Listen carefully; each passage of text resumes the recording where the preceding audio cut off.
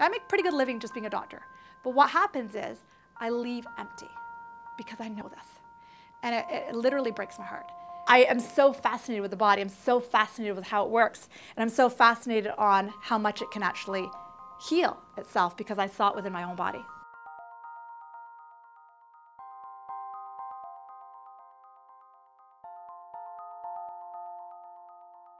My name is Dr. Divi. I'm a family doctor. I've been practicing family medicine for 21 years. And I graduated quite young. And it was fun getting out graduating and being quite young. But I wasn't aware of life, if that makes sense. I was a young grad, and it might sound weird to you, but I didn't really know what a doctor does. Because I come from a relatively healthy family, and my parents had immigrated from India a few years before I was born. So we didn't have sick grandparents or aunts or uncles that we were shuffled to the doctor's office for. And my mom grew up in a small village in India, and so when we were little and sick, my mom would pull up some herb or some spice, and she would give it to us. And that's all I was used to. I was never used to going to the doctor's office. So it sounds weird, but I did not know what doctors do. But I went into medical school for many different reasons. You know, in my family of origin, it's expected to do a profession, whether it be medicine or a PhD or something like that. So I followed my sister's footsteps, and she's older than me, and she's a doctor. So I became a doctor. But our age gap is such that she was still finishing soft school when I started, so I didn't even see what she got to do. My assumption when I started medical school was that when you got into medicine, you would figure out what a disease was, but then you would help the person to get out of that disease state. Like you would help them to get out of it. I didn't really realize that what we primarily do as physicians is mostly pharmaceutical management and or surgical management, plus diagnosis, plus trying to figure out what it is. And that's great. Nothing right or wrong about it. That's great.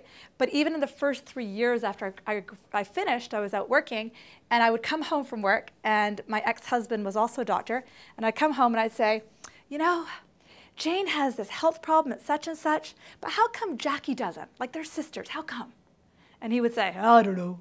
And you know, because he didn't care. He came from a family that was sick, and he was used to being to the doctor's office. So it just never really sat for me, even back then.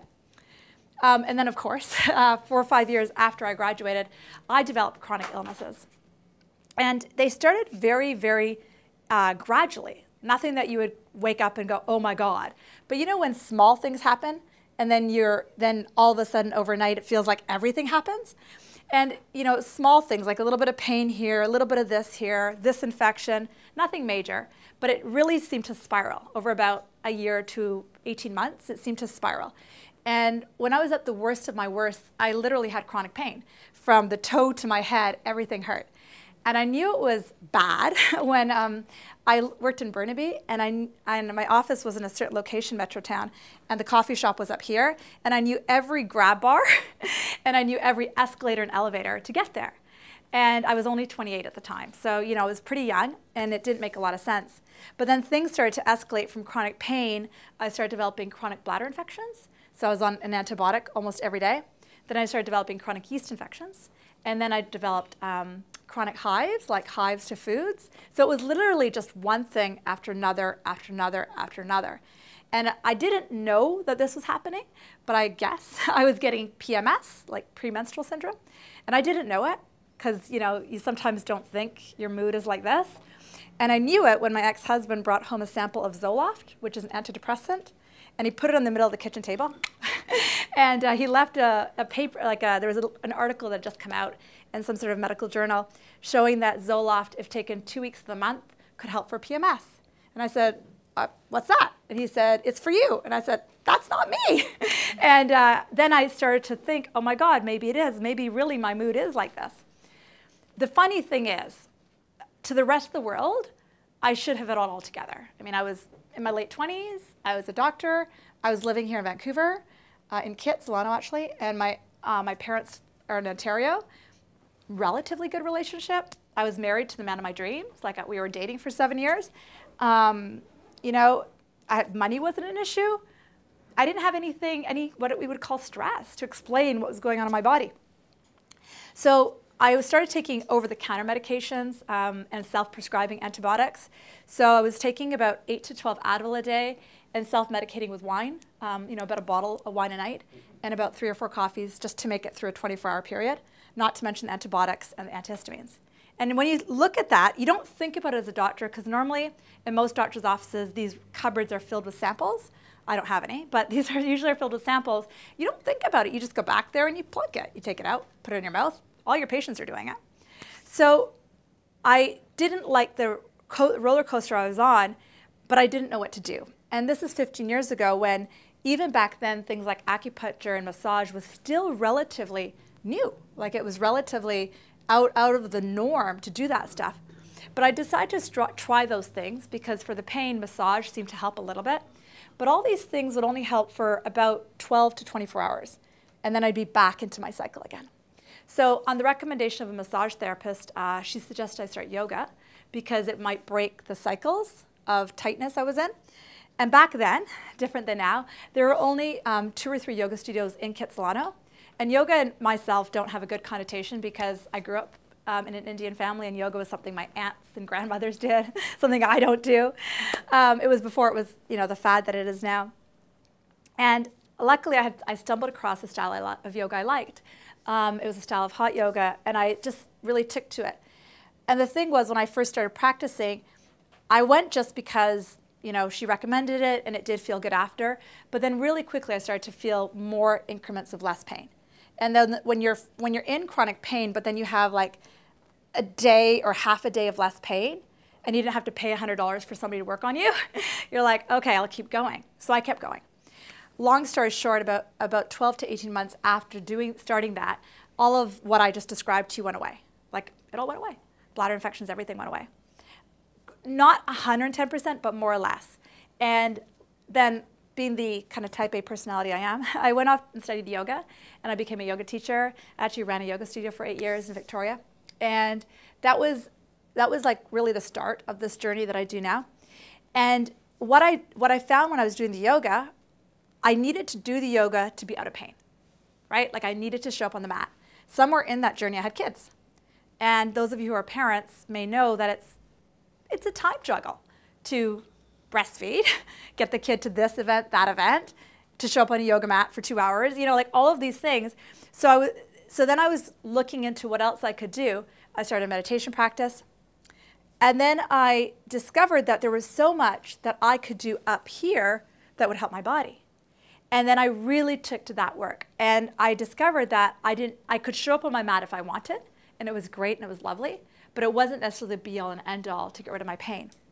And now I stand in front of you teaching those things I've learned. And I've studied a lot of stuff because I am so fascinated with the body. I'm so fascinated with how it works. And I'm so fascinated on how much it can actually heal itself because I saw it within my own body.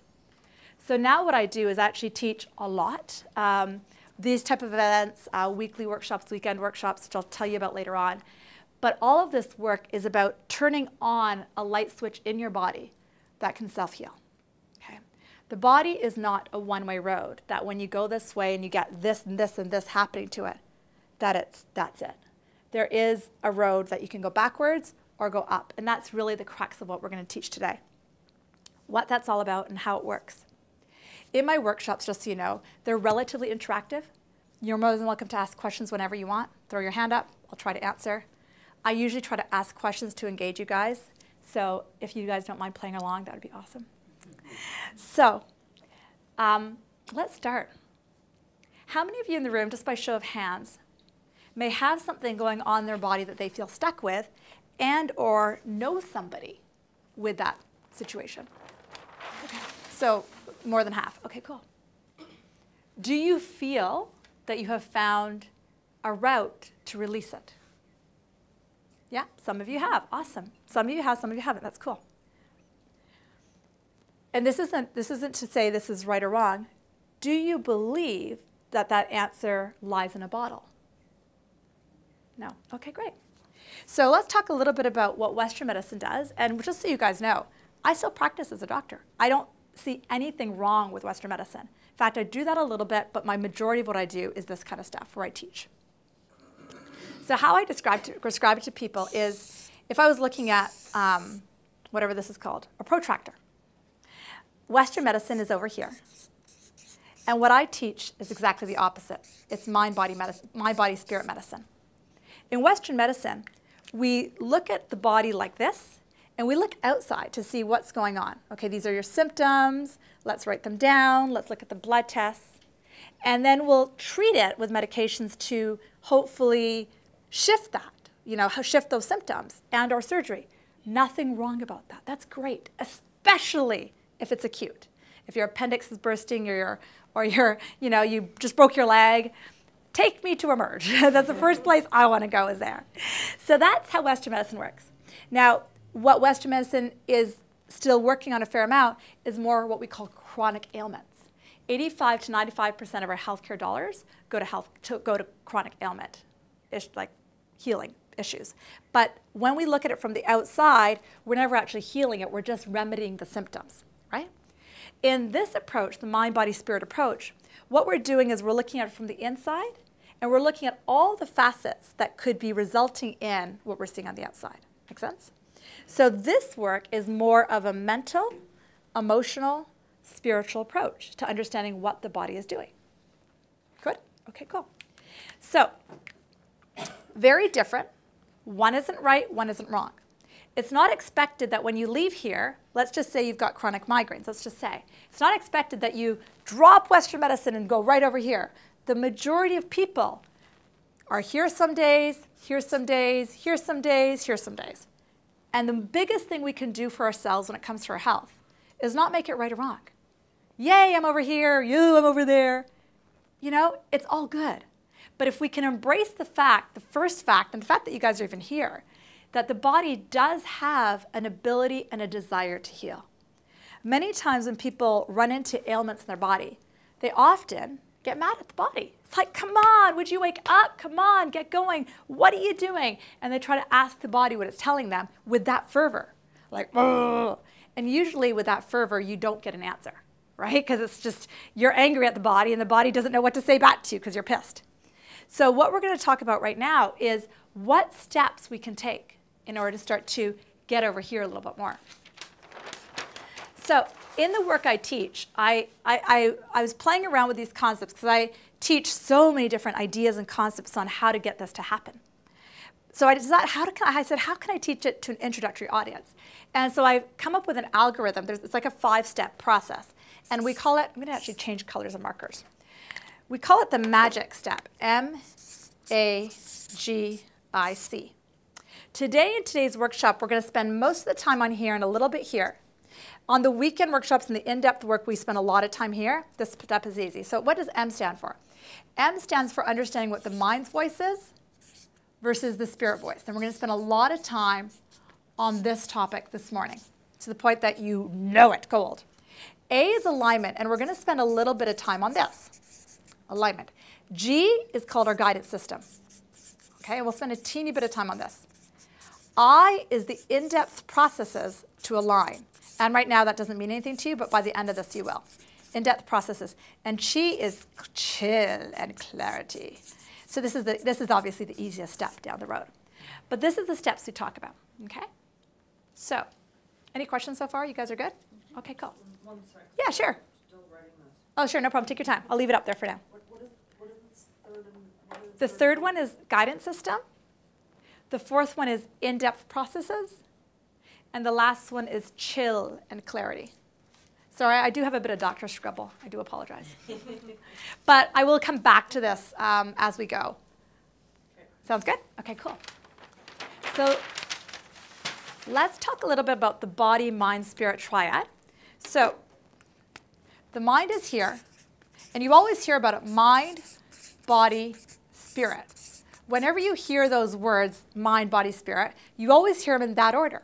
You don't hear spirit, body, mind. You don't hear body, mind, spirit. You don't hear body, body, body, mind. You know what I mean? It's always in those three orders, mind, body, spirit. And there's a reason. Because the body is actually the in-between between the mind and the spirit. Okay? So we're going to talk about that right now. Let's talk about the mind, because we're going to start with the M. The M is the mind and the spirit. What is the mind? Tell me, you guys, Does your guys' mind chatter? A little or a lot? A lot. Too much. Give me a guesstimate. How many thoughts do we have a day? Just a guess. Millions? Thousands? 50,000. The number is 50 to 70,000 thoughts a day. Amy studied some of the stuff before, so it's easy. 50 to 70,000 thoughts a day is what we think. Now, having said that, 40,000 of them are literally on shuffle. Like you have them on a repeat, like you have your shuffle button on your phone. Literally, it's just da, da, da, da, da, da, da, da, da. And as an adult, which we all are, the majority of those mind thoughts that are on a shuffle, the 40,000 thoughts that are on shuffle, the majority of those thoughts don't feel good. We're trained almost to have these thoughts that go brrrr, and they don't feel so good. Can you guys relate to that? It's not fun when you have these thoughts that don't feel so good that are on shuffle. So that's what the mind's voice is.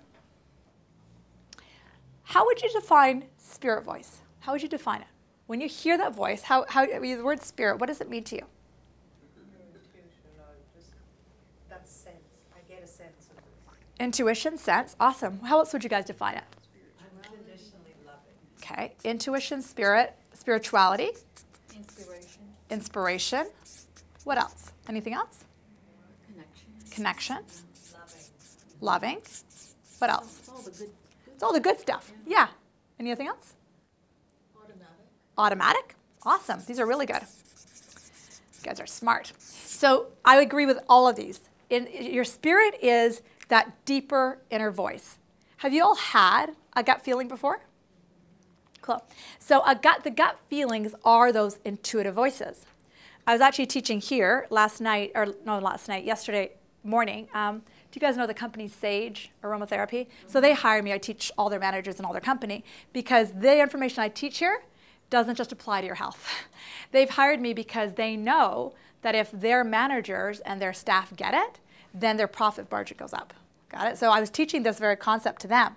And there were 7 or 8, it was a small group, 7 or 8 people. More than half of them were brand new to this material. And it was really funny because I asked them, have they ever had a gut feeling? And there were mostly men there yesterday. And all of them said yes. And one of the guys sat there going, I don't know if I had it. And then somebody punched him and was like, oh yeah, I have had a gut feeling, right? So we've all had these things called a gut feeling. And I'm going to open up to the concept that the gut feeling comes from this place called our spirit or our source voice, right? Do you guys always follow your gut feelings when they come? No? And what happens when you don't follow your gut feelings? Bad stuff? Your mind takes over, so it deletes it. Yeah. Exactly. Whenever I ask that question, people always say, yeah, that was husband number 1, husband number 2, husband number 3. That explains those. So your spirit voice is giving you gut feelings or deeper knowings. Now the spirit voice, just like the mind voice, is the chitter chatter, chitter chatter, chitter chatter. And for most of us, we're awake for what, 17 hours a day, 16 hours a day? That mind goes 16, 17 hours a day. From the time you wake up, most people wake up, they roll over, they grab their phone, right away, the mind's going. And that may not be, you might wake up and you might go out on the computer, you might wake up and go turn the news on. But the mind starts right away.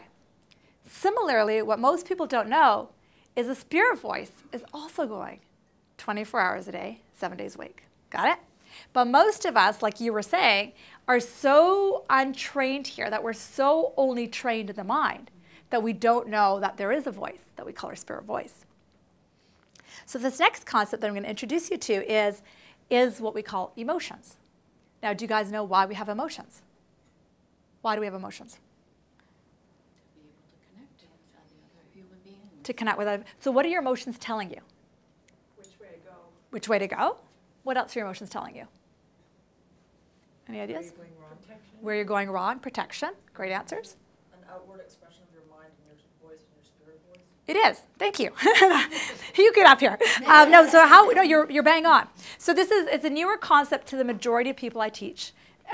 So how I describe it to people is, if this is your mind's voice and this is your source voice, the alignment or the not alignment tells us our emotions. And I'm going to give you a couple examples in a second. And when you realize this concept and a few other concepts we're going to teach today, then you've got a lot in your belt to work with. So your mind is over here, your source voice, your spirit voice is over here. If they're overlapped, then the emotion is always joy love, empowerment, knowledge, freedom, ecstasy. Those of you who are parents in the room, and remember the time that you held a newborn and you wanted this child. And this child is handed to you and that feeling that comes over you.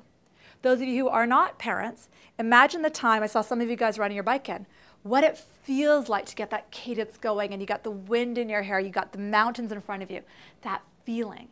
Anything that brings you that feeling of joy or inspiration or feeling of alive, that's the spirit voice. The thing about spirit voice is it only gives thoughts to create emotions that go like this: joy, empowerment, freedom, can't spell, knowledge, emotions like that, love.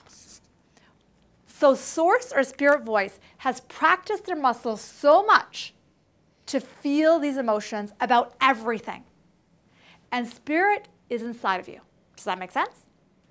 Source or spirit is inside of you. At a certain point in my career, I used to deliver babies. And it was really fun. Never once did I deliver a doll. A baby came out. Like it was always a baby. And the baby always went, ah! Almost always, as soon as it was born. So babies have something in them. Got it? That is non-physical. Similarly, I spent years, at the beginning of my career, HIV or AIDS was just starting to come into awareness. And so there was a lot of science on it, and I happened to be working in a clinic where HIV was, we had a lot of HIV patients. So I met many people about my age who were young, good looking, most of them were guys and gay, and I took care of them, I watched many of them die, and I went to many of their funerals.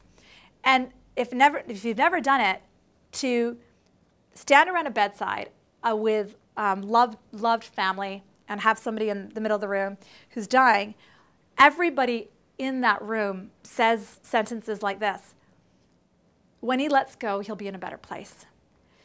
He's no longer in pain. His spirit is still alive. Have you guys heard those words before? So what that means is that there's a non-physical part inside of us that most people believe in. Most people believe that something happens to us after we kaput, right? We don't just vanish. We're not like, bloop, she's gone. Something happens to that part inside of us. You guys okay with that? So that means that there is this thing, this non-physical thing that we will call spirit, that is part of us right here.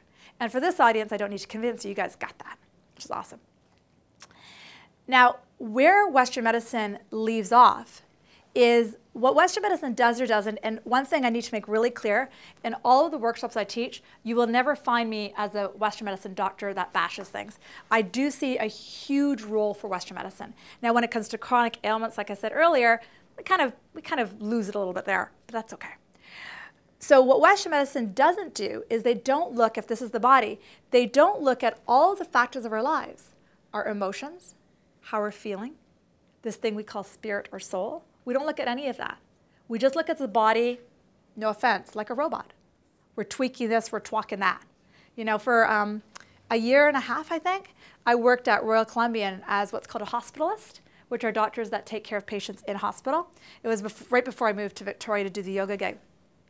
And I took this job because it was a new position, and I was just excited. I was always, when I did medicine, I was always excited to try something new. So I went to go try it out, and I was quite good at it. It was super interesting. But I remember walking the wards, you know, with my lab coat, books in my pocket, doing my thing. It was before the iPhone came out, so we used to walk around with books in your pocket. And I was walking around, and I used to always think my job is to tinker. Like I'd go show up on the floor, and I'd open up the chart for the patient. I'd read what the nurses wrote overnight, and I would go and say hi to the patient, and I would just tinker their medications. So I was a master tinkerer, like I was a machinist. And again, there's nothing right or wrong about it. It was great. We got patients in, we got them out in general, and you know, they got over whatever they were suffering from, pneumonia or flus or heart disease. But then when they get out, that's really when this work starts, right? So as master tinkerers, we're always looking at it from the outside, but we forget about the inside. What used to always like just break my heart when I worked in the hospital was we would have these older clients, say 70 or 80 years old, and you could tell that they were done. They were there for their 4th heart attack, their 3rd episode of heart failure. their second stroke, and you could just tell they were done with being here. But because they didn't have what's called a DNR, or a order form that they had written to say, don't do heroic measures on me, we would do everything, right? But we were often forgetting to ask the family, do you want us to do everything, right? We're often forgetting to ask this person, because that's just not part of the game in Western medicine. The game in Western medicine is to do whatever you can to keep this person going, right? But when you enter into this world, the mind, body, spirit world, we're primarily looking at the minds, the emotion, the spirit. So let's go back to spirit. Are we okay, Sarah, still? We're okay? Okay, right. So let's go back to emotions. If emotions are basically, yes? When you say ailments, yeah. do you mean everything? Is that like, Yeah. when I hear ailment, I think, oh, my leg hurts. Okay. But are you talking about from anywhere from having a knee pain that doesn't, like knee pain, chronic ailments, meaning, your knee is sore and pain isn't going away, all the way up to the heart attack or even mental illness issues or? Everything. Everything. It's a great question. It's a fantastic question. So in the work I teach, 99.9% of us are born healthy. Go to Children's Hospital, hang out for a few months. You will see that the vast majority of people are born healthy, and that includes everybody in the room right now. You come out of mom, and you're healthy. Those are the people I'm talking about. I'm not talking about the people that are born with an illness. I'm not talking about when you're 1 or 2 or you got diagnosed with a cancer. This work is predominantly for those of us who get through those younger years, maybe 2 or 3 years of age, and we are healthy. Does that make sense? This is for those, every other ailment, from depression to anxiety, chronic pain to addiction to heart disease, everything. Now the thing is, great question, the thing is, most people when they start this work, they're gonna it's like when you get into a pool, you put your foot in, you're like, okay, is it too warm, is it cold, what is it? You put your foot in, then you're like, run back. And then you put your leg in, you're like, okay, and then you run away. And then the more you put your body in, your body goes right in, then you actually start to understand how every illness is an overlap of all of this stuff. Make sense? Now, by the time somebody gets a heart attack or heart failure or a stroke, there were signs before then, okay? And I've diagnosed about 8 or 10 people in my career with cancer. Every person I sat down to say, you've got cancer, every single one of them looked me in the eye and said, I knew it. I had a sign back here. I had a sign back here. I knew it. It was that excuse my language, it was that thing or whatever that I never let go of back then. And we'll get into that in a little bit. But there's always warning signs back here before this occurs. Got it? So great question. It's just it takes people putting their foot in a little bit more to understand everything. Got it? Cool. So the body is the in-between, the mind and the spirit. And the emotions are here to tell us, are we aligned or not? Let's give you guys a couple examples. So let's just say, I used the example earlier of a mom who has a newborn. Almost everybody who has a newborn, put it on your lap. It's like, oh my God, just overwhelming affection. And oh my God, the thoughts that are running through your head are just, right? There's no words. And the feeling is elation. The feeling is incredible joy. So again, the mind is overlapped with source. Source adores this child. Source knows that this child is here for every reason this wants to be. Source knows that everything's amazing, and the mind agrees. So the emotion is great. Now, let's just use a different example. I'm going to use my kid, actually. I've got a 9-year-old son. He's here. Okay? I grew up in a family where my father was a mathematician. So from the time I was 3, I had to know how to add and multiply, right? So last night, because of the school strike, we're doing a little bit of homework at home. So I had been kind of really busy over the summer, so I hadn't done that much of math with him. So we sat down, I think 2 days ago, and we were trying to do some math tables. And I said to him, what's 16 divided by 4? And it was really late. It was like 9 o'clock at night, which is really late for me. 16 divided by 4. And he went, oh, and I went, right? Like, oh my God, right? Like, heaven forbid, right? Tornadoes are happening. But in the instant that happened, my emotion was fear, anger, what the hell, right? All of those words. And the emotion was like, because in the moment, my mind just for a second went to, oh my, I should have spent more time with him over the summer. Why don't you get this? What's wrong with you? You should know better. You're an idiot. And all of those thoughts. That like 40,000 whirlwind thought.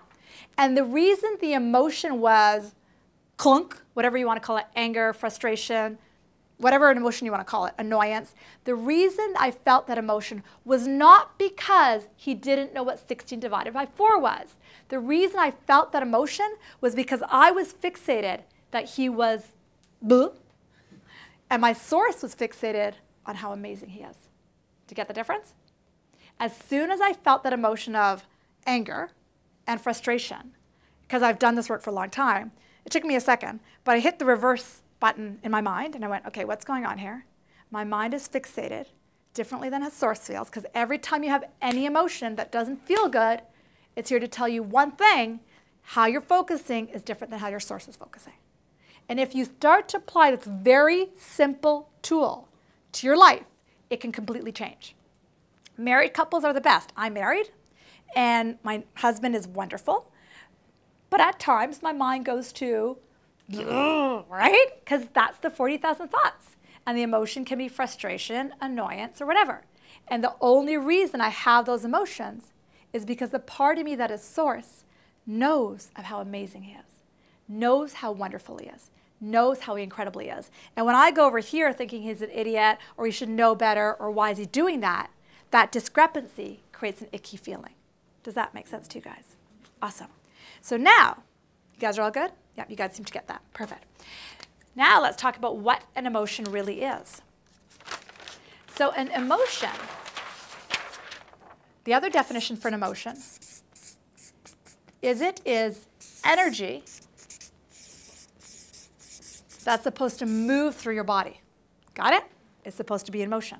So if you and I go to the park right now, we go play with some kids, and we have fun, and we crawl in the sand, and we laugh and giggle, and we do some face painting, we'd feel really great. We'd be like, yay, that was so fun. And we would leave with the emotion of joy. We don't leave with the emotion of, ooh, right? You don't leave like that. You're just like exhilarated. When you guys came out on your bikes, you could see the smile across your face because the emotion was, yes, right? Now, if you have a fight with your partner tonight, let's say the emotion is anger. If that emotion doesn't move through your body, which most of us don't know how to do, most of us don't know how to change our mind to overlap with the source, which is one of the techniques. If we don't know how to realign, then what happens is that energy of anger, it gets stuck in the body. Make sense? And that is really the fuel for chronic illnesses. Chronic illnesses are basically your body. Your body, as much as it might look physical, is not physical. Your body is actually energetic. Your body actually moves. If we cut a little piece of my finger off and I put it under a microscope, each of the cells are actually moving. They're actually every cell is moving. And it has been studied time and time again that how the cell actually moves, this is the cell, how it moves, like which rate it moves at, how quickly it moves, how slowly it moves, is all dependent on the energy that this cell is exposed to. Okay? So the fields of medicine, for those of you who are scientists who like to know the research behind what I teach, and I do teach some of the research in the teacher training of what I teach. I don't teach it in this workshop. I don't teach it in my weekend workshop. I only teach it at the higher level at the teacher training. If you're interested in the science, go look up, I think I'll do it. I'll go look up psychoneuroimmunology. Look up that word and look at all the studies. Or look up neuroplasticity. Neuroplasticity is a newer form of science that's been studied. These two studies, or science stuff that's happening, are all studying the effects of this thing we call emotions and other things like what we eat, what we drink, how we think predominantly, and the effects on the body.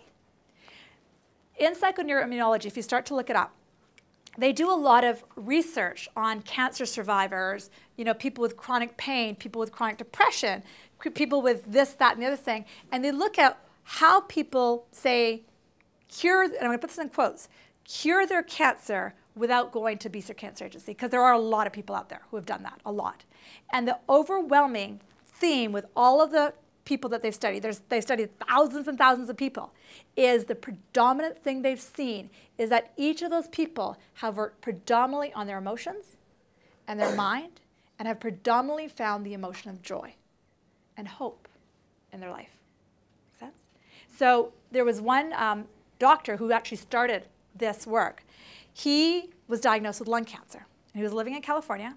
And when you're a doctor, you know the ins and outs of everything. Like, you know what happens at BC Cancer Agency, you know what happens at VGH, because you do that as a student. You spend time at each of these places.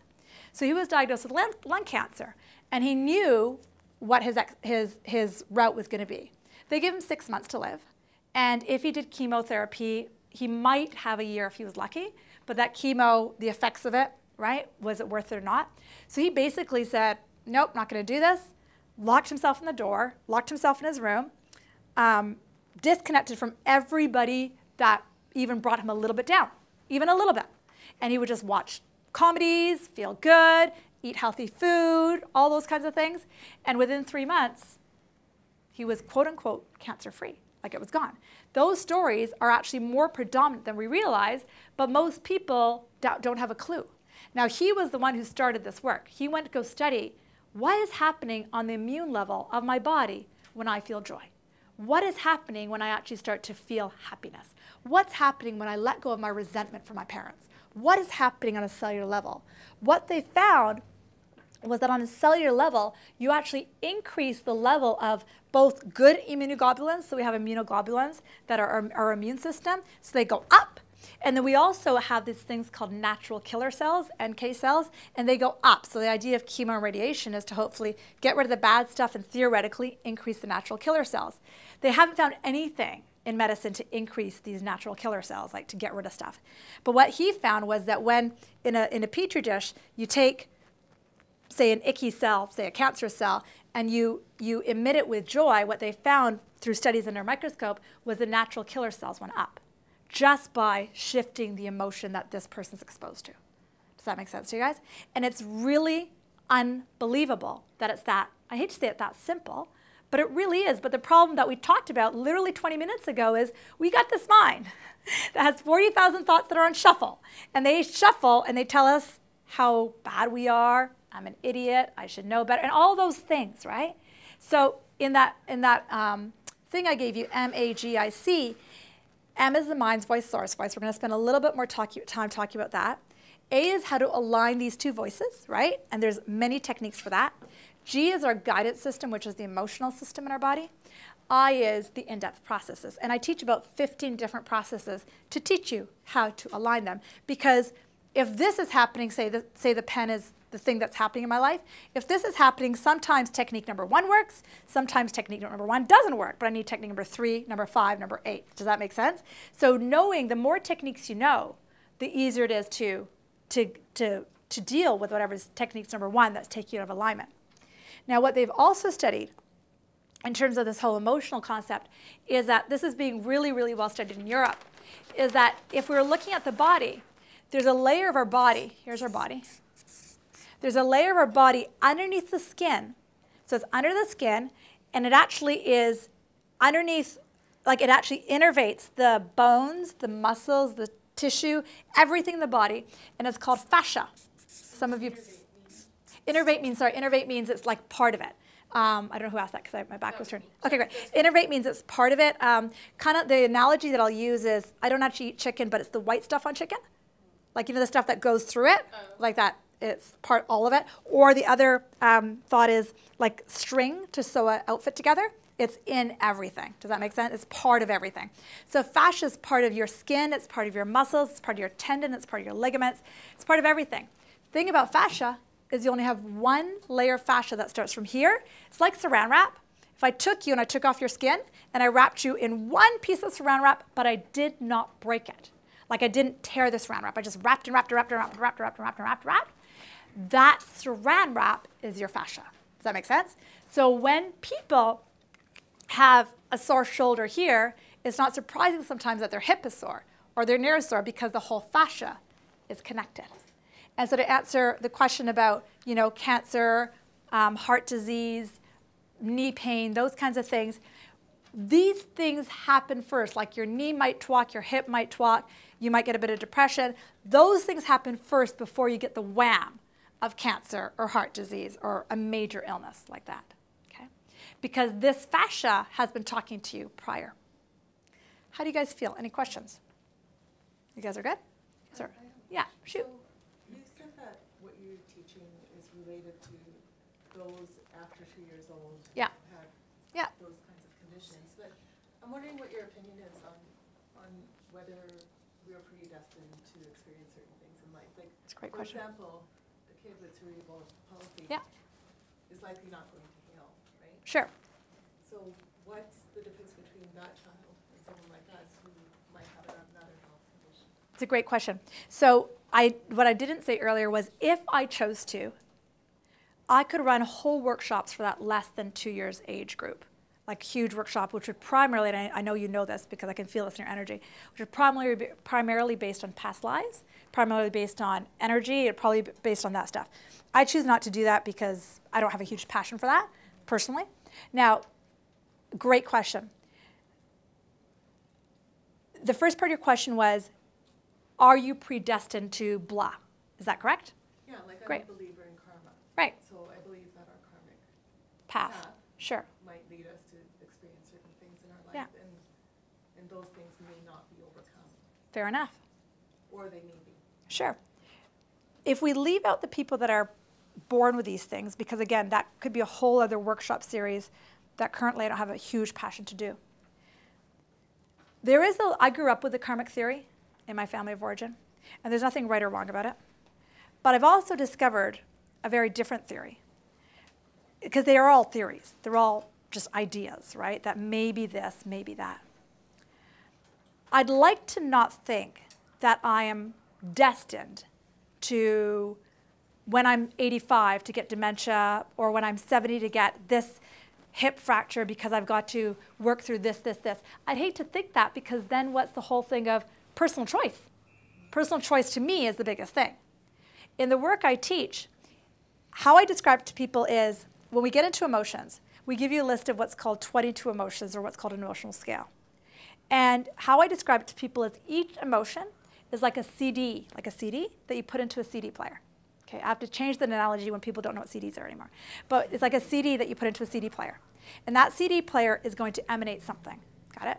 Similarly, your whole life is dependent on that CD player. For some people, when they have this really strong belief around karma, sometimes, I'm not saying you, sometimes they chronically put in a CD of fear, because I don't know what's going to come my way, because I don't know what my karmic destination is. So they've got this fear CD in. If I put in the CD of fear, or if I put in the CD of anger, or if I put in the CD of love, or if I put in the CD of frustration, and I did that today and I didn't change CDs, which is impossible, but if that was my chronic way of being forever, I can tell you exactly what my life is going to be. Make sense?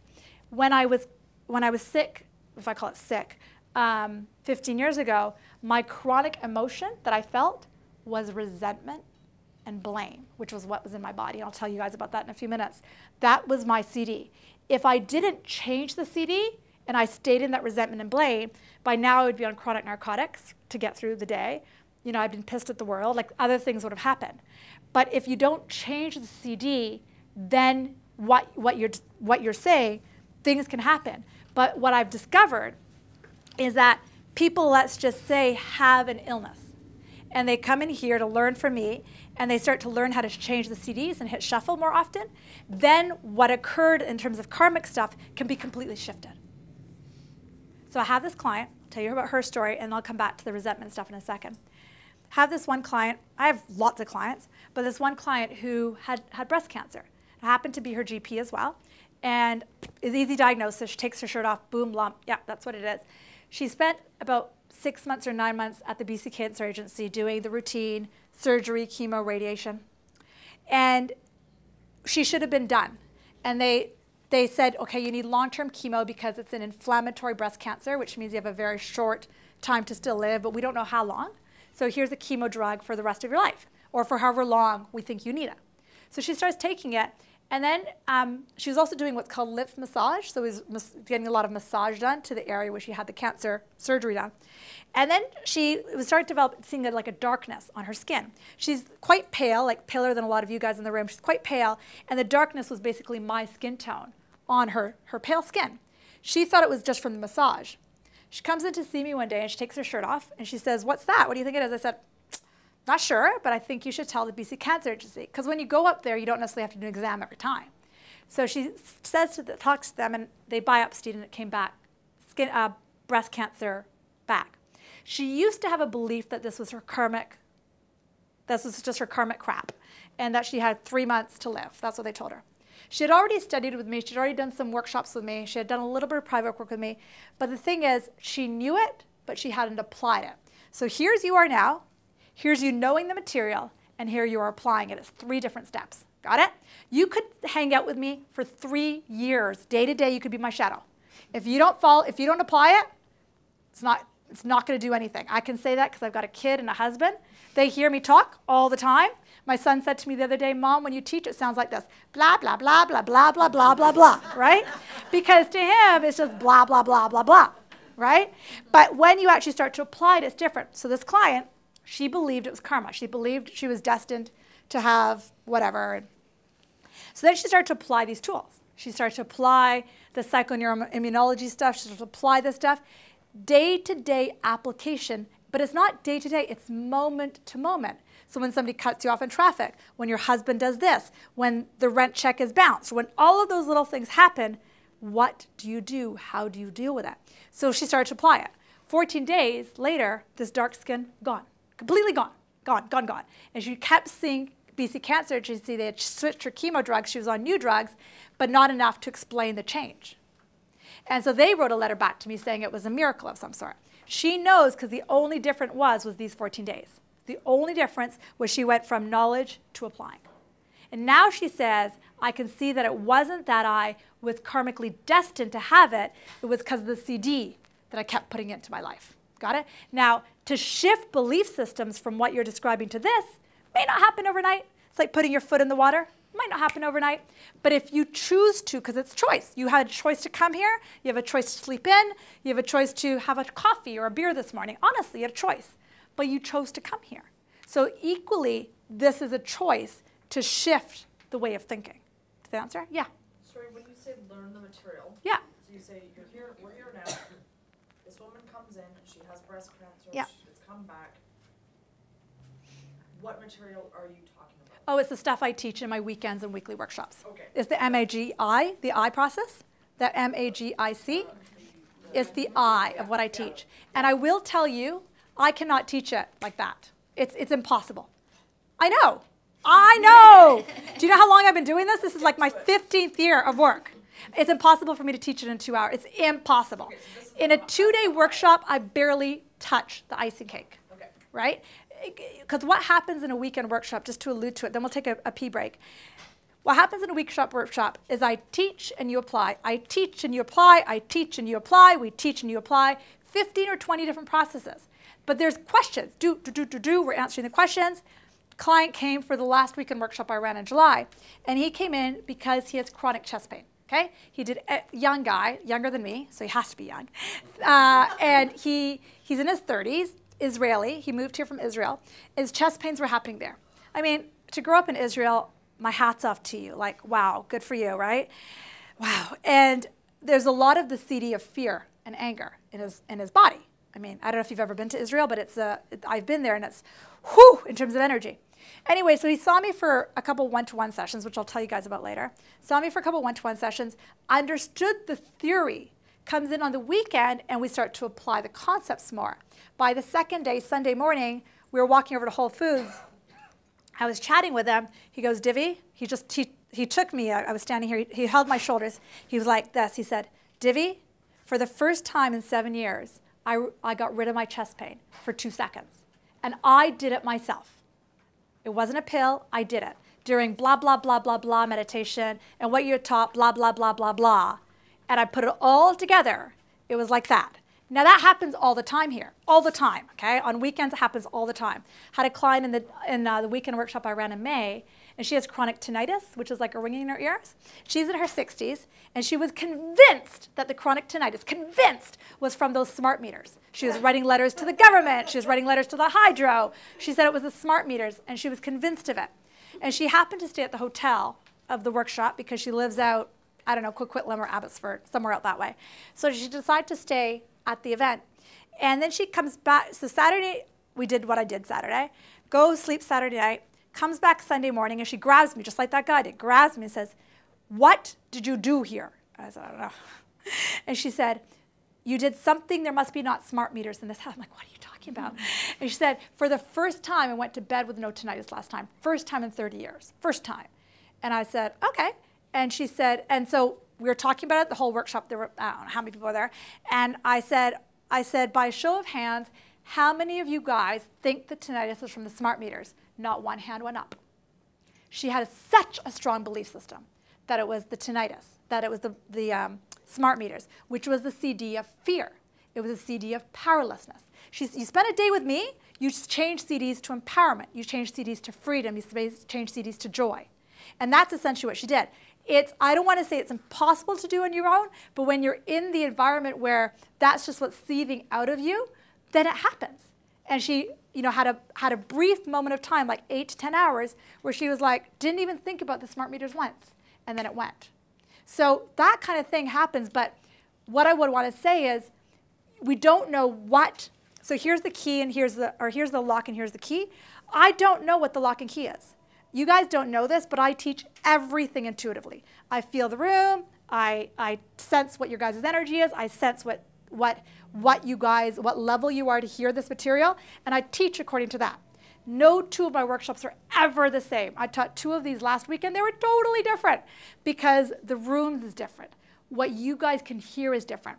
Similarly, when I'm in a weekend workshop, it might sound really, really, really weird, but I'll just say it. Because this is what I do. I do intuitive work. I work a lot with what's called non-physical energies. Okay? And those non-physical energies are filled in the rooms that I teach. And they are literally doing all of the work for me. They are orchestrating the conversation you're going to have with her and her and her and her and her. Nothing to do with me, because they are already doing it.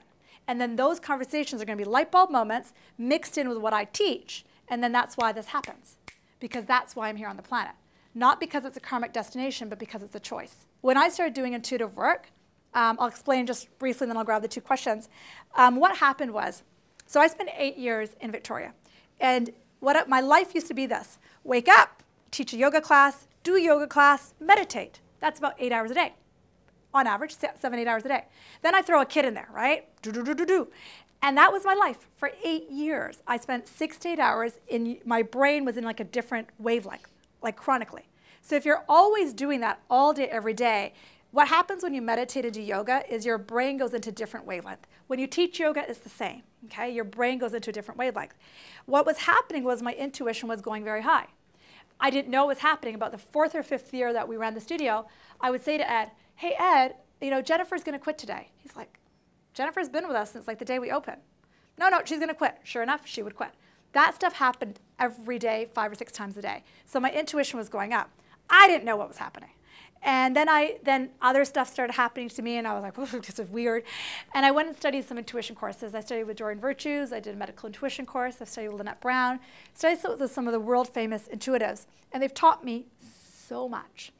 If you had told me 12 years ago, 15 years ago, that I would have the gifts I have to do what I do, I'd be like, no, don't want to do it. Nope, sign me up to do something else. Because it's not something I looked for. Got it? So it was like, I still have a choice. Like, I could sleep in today. I could throw this whole thing in the garbage and just work as a doctor. I make pretty good living just being a doctor. But what happens is I leave empty because I know this. And it literally breaks my heart. And so when I moved back from Victoria, I spent a year doing walk-in clinics going, I can't do that stuff. I just can't do it. I can't do it. But I worked in the walk-in clinics for a year, and I felt awful. And Ed would watch me getting older and older. He's like, "Oh, Divi, you're getting old so quickly." And he said it with dear love. But then I was like, no, I gotta start teaching. I just have to. And it was a process. I've been back in Vancouver for 4 years now. It was a process. So we opened this place 3 years ago, and I just started as a GP. Then I started to teach. Then I started to teach more, and now I teach a lot. But it was when I got the global gig. I do every 3 months, I'm on global teaching something for 5 minutes.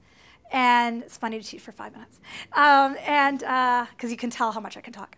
So when they offered me that, I lost my voice for a week before I went on air. I was like, because I was so scared. Like to come out of the closet and tell people this is what I do. You know, it's a bit scary because when you spend your life with the white cloak on, that's all you have to do. I don't often share the intuitive stuff I do unless I feel guided to. This workshop I obviously felt guided to. In Victoria, I had 3 or 4 people that were there that had done my work because it was a brand new audience. I had some of them get up and share some of the work they did that I've done with them. And so one guy got up, his name is Bill, and he's come to see me one-to-one 3 or 4 times, and he's 80-something, and he has prostate cancer. And he said, and I didn't tell people what to say. I said, if you want to share something, go ahead. Bill gets up and says, I met Divi 3 months ago. She's changed my life. She talks to guides, and she's amazing. I'm like, oh my God, I can't believe you just said that, you know. And I had to go hide my head. I talked to this non-physical stuff as well. And he said, and I was like, oh, I have to go there now, because normally in the introductions I don't actually talk about that. But when you understand that that's what's actually happening, it makes a huge difference. A lot of people are really scared of it. There's nothing to be scared of. There's only love here. And if when you hear that concept, it freaks you out, don't worry at all. You don't have to believe it. We have the majority of people who do my work don't believe it until they actually start to do it. Then they're like, yeah. Like that Israeli guy I told you about came in to see me for a one-to-one. We started talking. His dead uncle came in, started talking to him. He sat there like this. You shouldn't know that. I'm like, I'm sorry, I know it. And, you know, that kind of thing. So it takes a while for a person sometime to believe it. But then when you believe it, things like your chest pain go away. Before we took the break, there were a couple questions. Let's address those. Yeah? Yeah, how do you, especially as a doctor, explain genetic predisposition? Great question. We'll go there in a second. Can I get, because that is where I'm heading. So perfect. Yeah? So when you have an ailment, yeah. Right? And there might be a physical reason for it. Sure. Like, for example, if you have a thyroid condition and say gluten's causing that. Sure. You know, sugar or dairy or something is triggering that. How do you know that? How do you isolate that? So how do you isolate, okay, it's not the physical. Is it just through trial and error and say, okay, well, you've tried all these things, you've eliminated all those factors, and then you move into the body, mind, spirit? I mean, the mind and spirit. Great question. I'm going to answer that one first before we do the genetic. Is that okay? Just because it's a more natural flow. Any other questions? We'll start with those two. Okay. So in the work I teach, like I said, it's a protractor, right? Western medicine is here, mind, body, spirit medicine over here. In the work I teach, I don't expect you guys to go over here, if ever, ever. I tend to be over there because that's what I do. That's what I do. But in this world, since we're going to be here, and sometimes we might be over here, and there's nothing right or wrong. In this world work we do, people ask me that question a lot, but what if it's the body has an ailment? What if it's this? What if it's that? That would imply that that's out of our control. It's out of our access. Thyroid conditions in general, okay? Hashimoto's, okay. So Hashimoto's thyroid, for those of you guys who don't know, is basically what's called an autoimmune condition. It's funny, I did autoimmune when I was in Victoria last week. They asked me the same question. Autoimmune is there's other autoimmune conditions. Lupus is an autoimmune condition.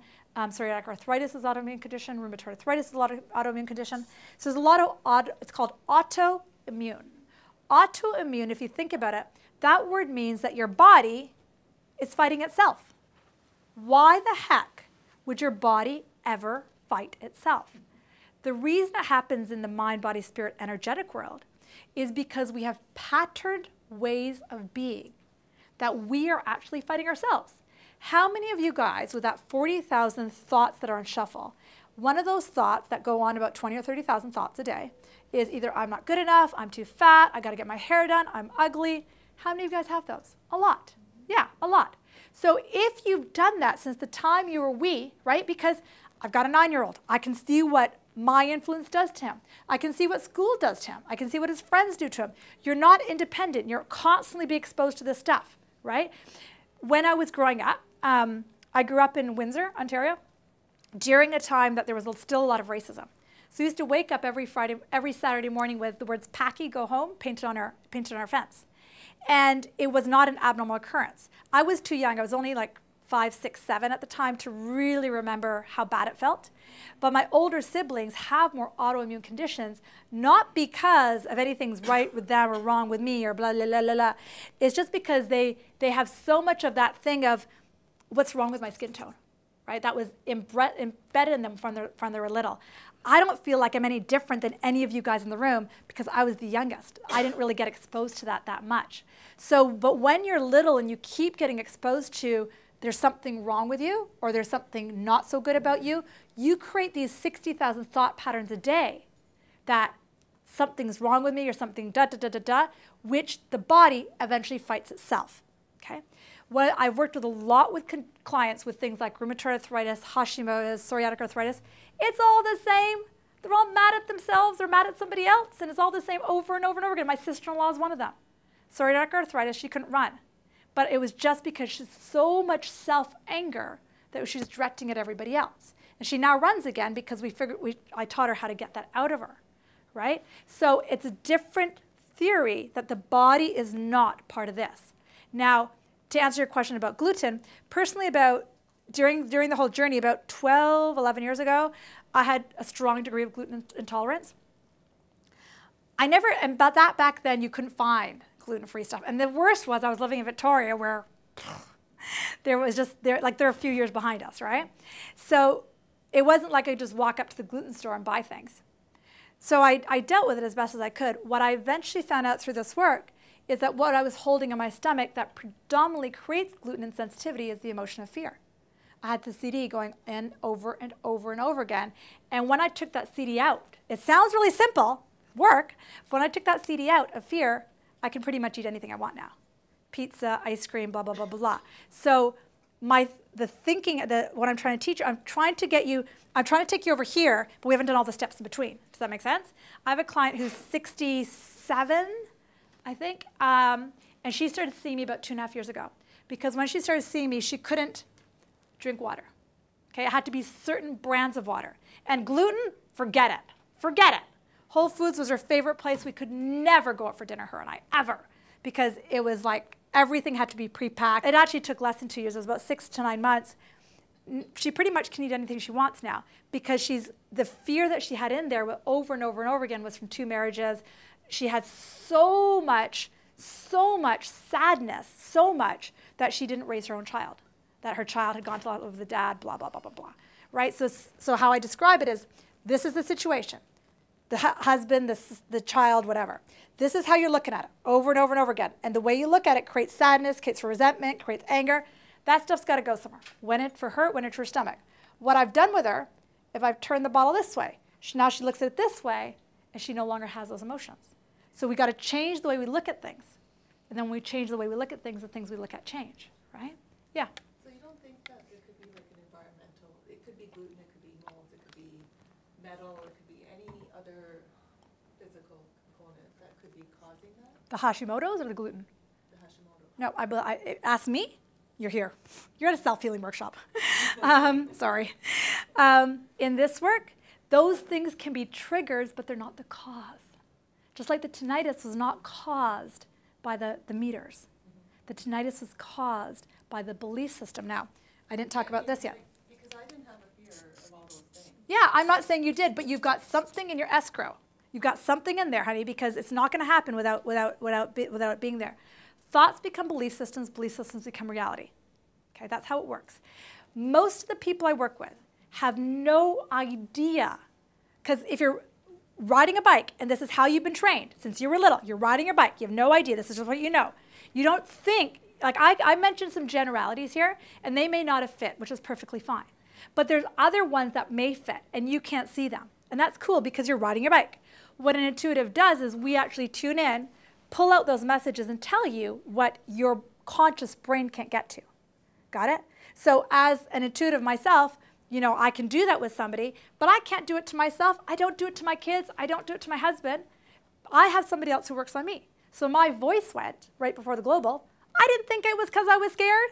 I really didn't. I was just like, I lost my voice because I've been teaching a lot. And my coach, Lynette, said, really, Divi? Really? You teach this stuff? And she laughed at me. And it turned out that I was fearful, which was creating acid in my stomach, which was shooting up. creating this. So we calmed down the acid with the change in diet, meditated a lot, got rid of the emotion of fear, because what fear is, here's the topic. Fear is me looking at it this way, and source is looking at it this way, exact opposites. So I did one of the processes in the eye, the magic. I did one or two of them, and I started to talk about how source looked at it. And then as I did that more and more and more, this went away, and my voice came back. Nothing else, nothing else. So to answer your question, is it the metals? Is it something in the environment? Is it gluten? Is it dairy? Kids that come out now, kids that are born now, are computer ready. My son, oh my God, he knows how to do an internet search to find things that take me forever to find. They come out so much smarter. I came out knowing how to put the DVD player on. My parents couldn't figure out for 20 years that they had sitting there. Do you know what I mean? We come out smarter as kids.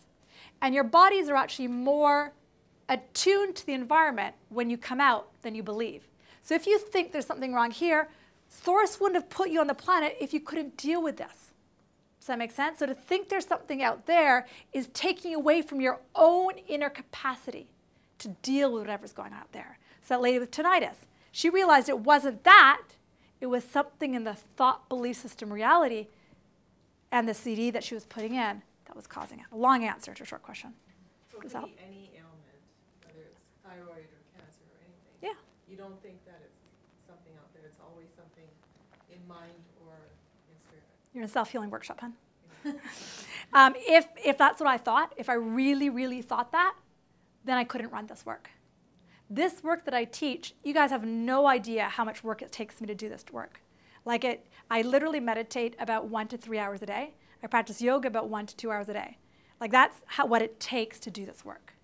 Because it takes you, I have people who do my teacher training. Some of them do the teacher training and they practice on themselves for a while. Then they get out and teach similar stuff but slightly different on their own. Not one person who's done the teacher training who's actually teaching has not applied it to themselves. And they all say the same thing. Until I apply it to me, I can't go out and teach it, which is so true. Because that step to apply it and believe it is everything. So when I wake up and have back pain, I don't think, oh, I pulled something, I twacked something. I'm like, what am I scared of? What's going on? Oh, yeah, I got this group. This was this morning. I got this group I'm meeting. I don't know any of them. Oh, my God, right? And then as soon as I said that to myself, I was like, oh, but I love every single one of them. They're going to love me. I love them. They love me. It's easy. Boom, back pain gone. Quick as that. Because I did. I woke up with back pain this morning. I did do a yoga class last night. Could I have pulled something? Sure. Would it have gone that quickly with that change in thought? Probably not. Make sense? So it's a very, very different way of thinking. Totally different. It puts everything inside of you. But it could have been something cool. Right? But it doesn't hurt now. But it doesn't hurt now.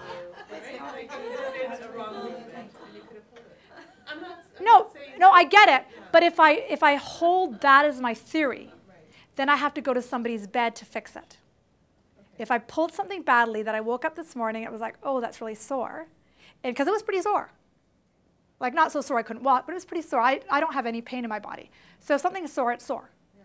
Right? And if I believe that I pulled something and it was pretty bad, then I would have to walk over to Monica's office across the street, who's a massage therapist I know, have to walk to her office and plunk in her bed. That was my belief system. But my belief system isn't that. Got it? So, makes sense? When you break your arm, you have to put a cast on it, though. Yeah, and I said that. Would be an example of medicine. I said that at the beginning. And like I said, a lot of my clients, when they start doing this work, they're still taking their medications, but they're over here. Here's an example. There's this older woman. She's East Indian. She's about 50. She's a bit overweight, and she's on about 5 or 6 different medications for bipolar and chronic pain and blah, blah, blah, blah, blah. She's done my weekend workshops. She comes to my weekly workshops. During the weekend, she left feeling pain, and she said, Divi, what should I do? I said, I taught you 6 tools. Go home and do them. She's like, but no, what should I do? Go home and do the tools. She drives out of here really pissed off. Drives out of here, and she's like, okay, screw it, I'm just going to do the tools. One of the tools was stop momentum, which we call 17 seconds. She did that all the way home. Literally, it takes me an hour to explain it, so I'm not going to, because in a workshop, it takes me an hour. So she's driving home, she does the 17 seconds. And then she does the other tool I taught her, which was general. She went general, general, general, general, general. 17 seconds for the first time in her life, her pain went without a pill. Gone. Because she applied these two tools. Now, it took her 2 hours. She's newer at it. It took her 2 hours. But she drove home. I thought it was supposed to take 17 seconds. That's one of the tools. No, the 17 seconds isn't to get out of pain. The 17 seconds is to break momentum. So again, different technique. So basically, it's two of the I techniques. And she drove home, and she did it. I don't know why I'm saying that question. Oh, because she's still on 5 or 6 different medications, right? And she does, not one part of her believes she needs it, but she continued to take them. And then eventually she does believe that the 5 could go to 4, may go to 3. It doesn't matter if they do or not, because what really matters to her is that she knows she can break the pain cycle on her own. That's what matters to her. And everybody who comes in here, they come in here for different things. Some people, this sounds weird, some people come to see me to fix relationships. Some people come to see me to make $1 million. The same tools work for both of those things. I have one client, here's just a small example before I answer I haven't forgotten your question. A lot of clients come to see me for relationship. Okay, it's a very common thing. My relationship's falling apart, what am I supposed to do? This one client came to see me because she could never keep a boyfriend. She was a rock star, got on stage, but just couldn't maintain a relationship. But I think I'd worked with one of her friends, and her friend ended up having a boyfriend. So she was all excited. She's like, Divi can do it. Divi can teach me. So she saw me about, I don't know, half a dozen times. And then she ended up getting a boyfriend, which is great. She got a boyfriend. And then as she got the boyfriend, things were working out well. They got married, blah, blah, blah. Somewhere in there, I had no idea of this. She has endometriosis, which is a uterine condition where the cells in the uterus grow outside the uterus and create chronic pain. I had no idea she had this. I knew about the boyfriend. So I helped her with the boyfriend thing. Then during that, the endometriosis pain stopped, completely stopped.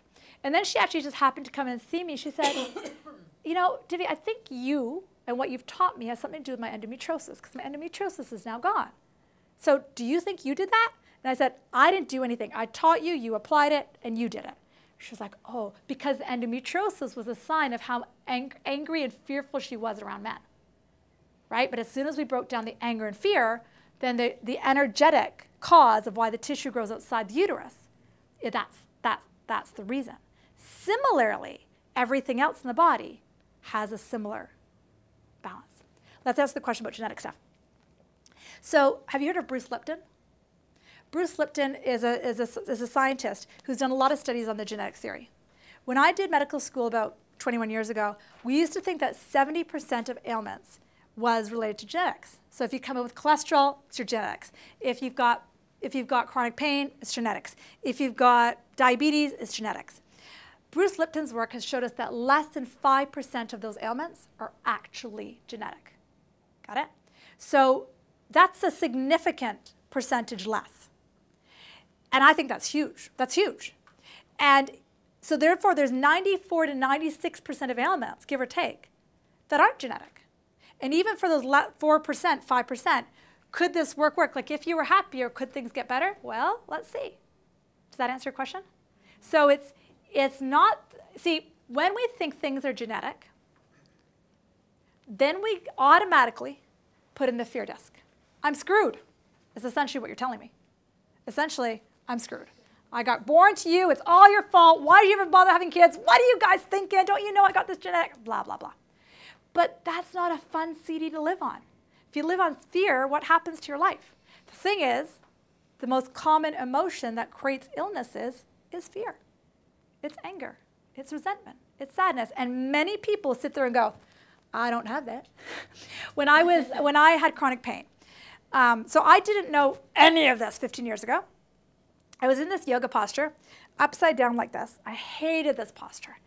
And because it would really pull the back of my legs where all my pain was.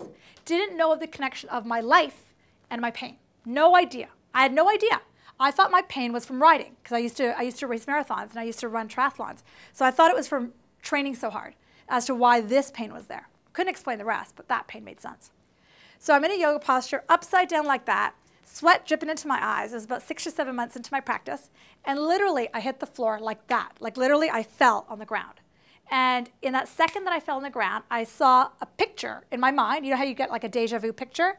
I saw a deja vu picture of my dad getting mad at me. Not that he did, because he didn't really get mad at me, but he was a strict disciplinarian, right? Him and his, and then at the same time I saw that picture, I saw my ex-husband say getting mad at me. And then I just started to cry. And back then I never cried. Like, you know, I grew up, here was me, here were my emotions. The emotions went on the coffee table, right? We didn't do emotions growing up.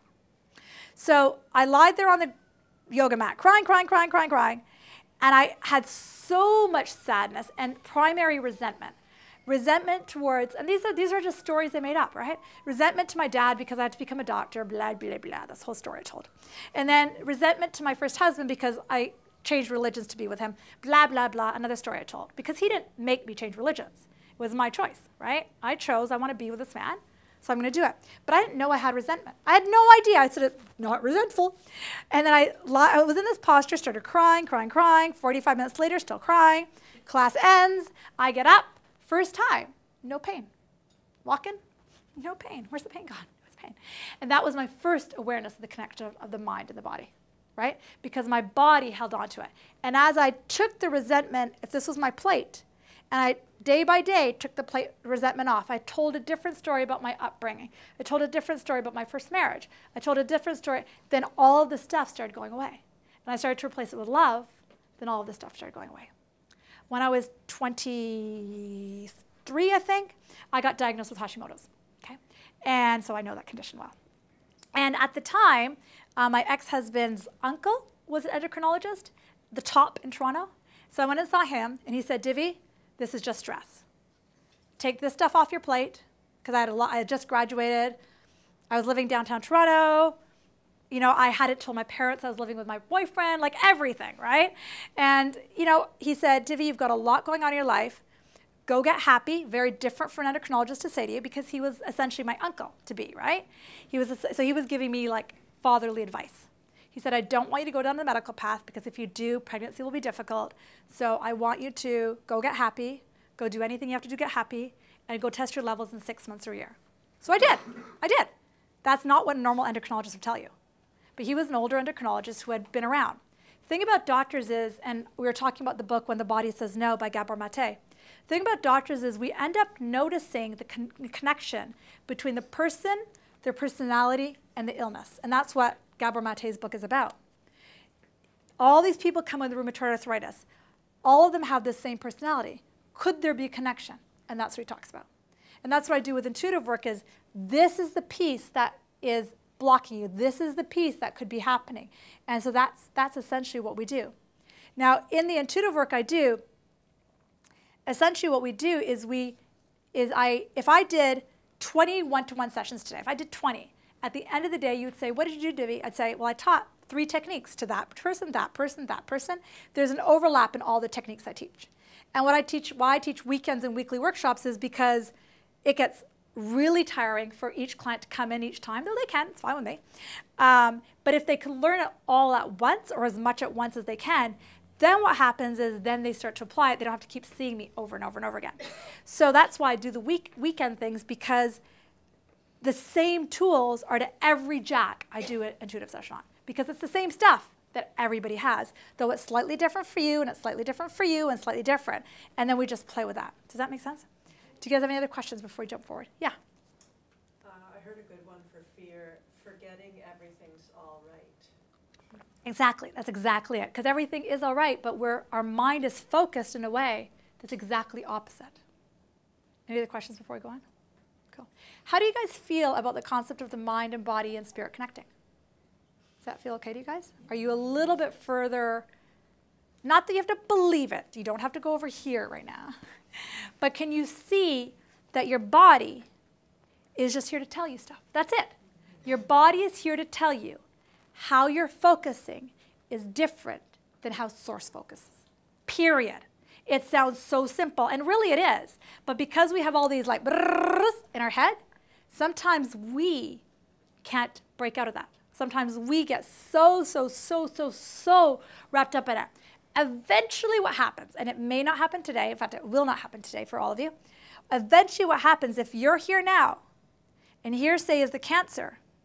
When you get over here, and let's say you're cancer-free, or you're pain-free, or your stomach is better, or your bipolar is better, when you get over here and you've gotten rid of that, so to speak, then you turn around and you say, thank you to that illness. Because that illness was also telling you something about your life, right? So every time, like when my back hurt this morning, I was actually thankful. I'm like, oh yeah, it's just telling me I'm scared because I don't want to admit I'm scared, right? So when my body hurt, it was very good news because it was just telling me all the resentment. Do I want to carry resentment until the day my dad dies? Absolutely not. He was a wonderful father. Do you get it? Do you want to hold on to that because when you were 18, you were like, come on, really? But your body's going to tell you when you do that. So eventually, when you get over here, when you do the work of the process, of the magic process, and you get over here and you go, oh, thank you, because curing an illness is not just about getting the digestion better or getting the thyroid better or getting less up and down. Curing an illness is actually about changing your, not so much changing, say it differently, shifting your life. It's everything. It's all the parts of your life. It's what we're eating, what we're drinking, our stress levels, our relationships. All of that stuff starts to balance. And the reason I do this work is because I believe in the gut of my guts, in the core of my being, that we were not come here to suffer. We did not come on the planet to suffer. We did not come on the planet because we're pieces of you-know-what. We did not come on the planet for a terrible experience. We came on the planet for an exhilarating life. We came on the planet to be excited. We came on the planet to fall in love. We came on the planet to feel joy. In fact, after you guys, I'm spending the afternoon at Playland with my son. I mean, so much joy. I don't think he'll let me wear this dress, but that's okay. But you know, we came on the planet for those moments. Got it? But the body is when we're not being in those moments. That's when you thank the body. And that's why I teach this work. That's why I teach and teach and teach and teach and teach. So let's go back to the magic, and then I'm going to tell you a bit more about my practice. So, Divi, Yeah. you said, I don't think I wrote it down right. The body is here to tell you how your source focuses. It's here to tell you the discrepancy between your mind and your source. Yeah, what is the source exactly? That's just another way of looking at it. The source is your non-physical energy. The source voice is your non-physical energy. Here's an analogy. It's a great question. Here's an analogy. Imagine source is the ocean that we can see out that window. That source. So it's everywhere. It's everywhere. It's non-physical everywhere. My mommy, when I was little, she went down to the ocean. She took a bucket. She put it into the water. She lifted it up, and she said, that's Divi. So what's inside of me is source, but outside of me, all around me, bigger than me, is source. A part of that non-physical is in me, labeled as Divi. Make sense? And it's the part of us that gives us the gut feelings. It's the part of me that told me to marry my husbands that I married. Because my parents said, what are you doing? So it's the part of you that just speaks to you. Got it? Any other questions? Cool. So I'm going to take a few minutes to review the magic thing. And then I'm going to tell you about what I do in terms of my practice. So M, we talked about that in detail. Mind's voice is spirit voice. E is aligning about it. I alluded to that. G, we didn't have very much time to talk about. Sometimes we'll talk about it, sometimes we don't. But this is your guidance system. It's your emotions. We talked a little bit about it, but there's actually an emotional scale that I teach in detail. I is really the guts of the work I teach. It's the in-depth processes. And I know that's what you guys all want, but guess what? It takes a long time to teach, not even long, but it's not hard. It's simple tools and technique. But like I told you, it takes me an hour to teach 17 seconds momentum. That's one tool. So you see what I mean? So that's the in-depth processes. And C is to chill, and that's clarity. So how do I teach this? I teach weekend workshops. I teach weekly workshops. And the last thing I do is introductions, which I'm just winding down right now, and taping so that people can hear these at home. By far, the best kind of investment of your time and your energy is the weekend, primarily because you're in a bigger room with lots of people, and you get to heal through each other, and you get to hear me coaching, like I helped a few of you today, but not even that many. Often in a room like this, especially if there's not a camera, I don't tape my weekend sessions. Often there's a lot of people like, help me with this, help me with that, and then I coach a person, kind of like we taught together for a few minutes quietly. If I had done that in the group, they would have gotten a lot out of it. Cool, you didn't share, totally cool. But sometimes at a weekend, people do, and then they get a lot out of it. Does that make sense? So we. No, it's okay. It's okay. Well, I was listening. there you go. There you go. So the weekend workshops are where I do a lot. Now, weekly workshops, I teach on Wednesdays. I'm going to give you a handout in a second. I teach on Wednesdays from 5:30 till 7 o'clock p.m. here. Okay? And so what I find in the hour and a half is I get a lot done. Sarah, you've come to one, right? Was it good? Cool. She says it was good. It was very good. It was fun. And this room is usually full of people, but I also do it by teleseminar. So you can listen from home, you can listen to the recording, blah, blah, blah. So that's what I do with weekly workshops. Weekend workshop, every weekend I teach every weekend it's different. The same core material is taught each weekend. Now, what's really crazy about my weekend workshops, I have people who come back over and over and over and do them again and again and again. Because even though it's the same core material, you actually get it you hear it in different ways the more you do it.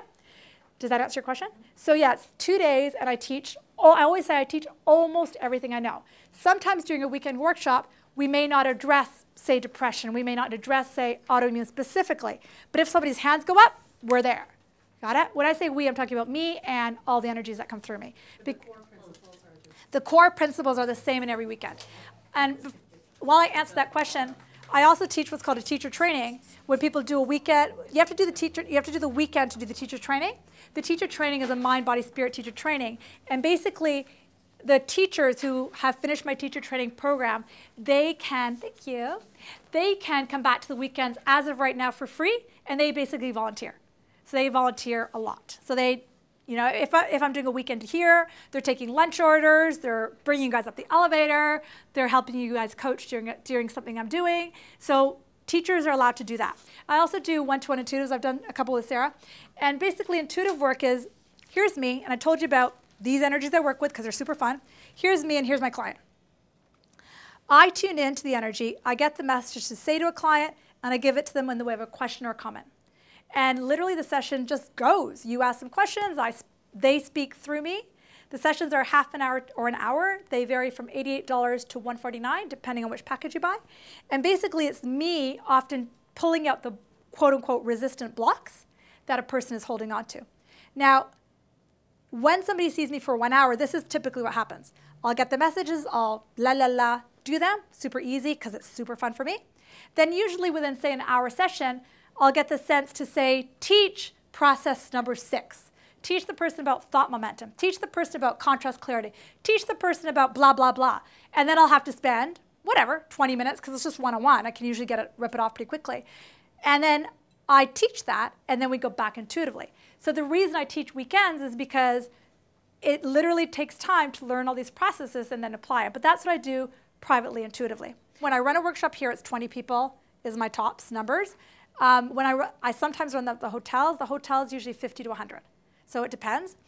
When I first started doing weekends a while ago, I've run weekends of 2 people, 3 people. And then it grew to 8 to 10, then it grew to 20, then it grew to 50. I kind of freaked out when it went from 3, 10 to 20, because when I had 10, I could easily give a lot of one-to-one, one-to-one, one-to-one. Then when we got to 20, I was like, I can't do that because it's just too little time, too many people. But what I found, these guys did all the work, and they did more work than I could have done one-to-one, because they arranged the conversation between her and him at coffee. And that was like, brrr, so much healing. And so the bigger groups I find, personally, there is actually a profound healing, predominantly because it's the group energy. It takes a special person to want to show up and do this work. I did an interview on Asian Pulse, and the interviewer asked me a really interesting question that no one's ever asked me. She said, who does this work? I was like, no. And I said, really, anyone from the ages of about 14 or 15 up to the ages of about 90 are my clients, which is true. And I said, the biggest thing is that they have to want to. They have to want to not just feel better. They have to want to start to shift their life. They want to actually have to want to. And it may not be today, it may not be never. But the last thing is you don't want to do this if you don't want to do it. Does that make sense? It's really for the person who wants it. It's not for the person who does it. And the fact that you guys are here, I mean, there's a little bit of interest, which is cool. But it's not everybody. And I know that. I know that so well. But there's a lot more people than not who want it. You guys are meant to live amazing lives. There's no one that's meant to live in a body that's full of pain and full of misery. That's just not why you came on the planet. You did not come here. You did not come here to suffer at all, at all. That's not what you signed up for when you came. You came here for fun. You came here for joy. And many times it's about relearning that. It's about re-experiencing it. It's about re-loving it.